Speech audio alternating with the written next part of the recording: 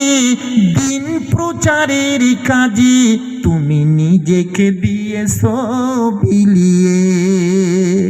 তাই ফির কাফিরেরা চিনল না সে আলো, দুষ্ট ছেলেদের পিছু দিল লেলিয়ে। হে রাসূল তোমাকে ভুলি আমি কেমন করে, হে রাসূল তোমাকে ভুলি আমি কেমন করে। হেরা গুহাই তোমারই ধ্যান, আসমান থেকে নামে আল কোরআন। ভাঙলো সবারই ভুল, ভুল ভেঙেছে কিনা জোরে কন। ভাঙলো সবারই ভুল তোমারই তরে, ফিরে এসো কোরআনের ছায়া তলে। হে রাসূল তোমাকে ভুলি আমি কেমন করে, হে রাসূল তোমাকে ভুলি আমি কেমন করে। এই গজলটা আমি বলেছি, আমার ফেসবুকে আছে। একজন হাফিজ কমেন্ট করেছিল যে মাওলানা সুরটা তো তার মতো হয়নি, আমি কারো সুর চুরি করে বলতে পারি না, যে সুর আল্লাহ পাক আমার কণ্ঠে দিয়েছে সে সুর বলতে হবে।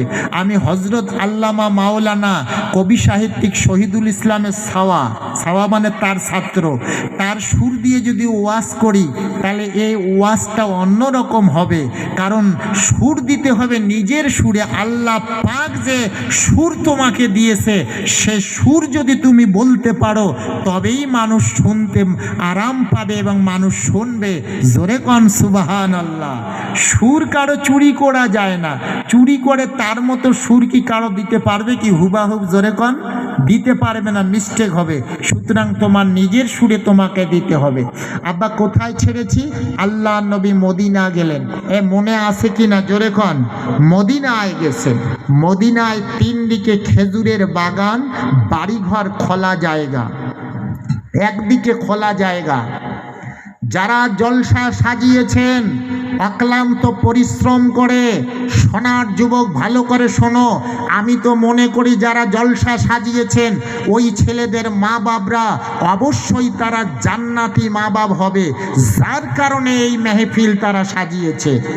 আব্বা আল্লাহ নবী মদিনায় গেলেন, কোথায় মক্কা কোথায় মদিনা। হঠাৎ করে আল্লাহ নবী একদিন দেখেন সকালবেলা মক্কা থেকে বিশাল বড় একটা কাফেলা ওই মদিনা আক্রমণ করবে। তখন মোবাইল ছিল কি গো? আওয়াজ দেন। মোবাইল ছিল না, টেলিফোন ছিল না, টেলিগ্রাফ ছিল না। নবী জানেন কি করে?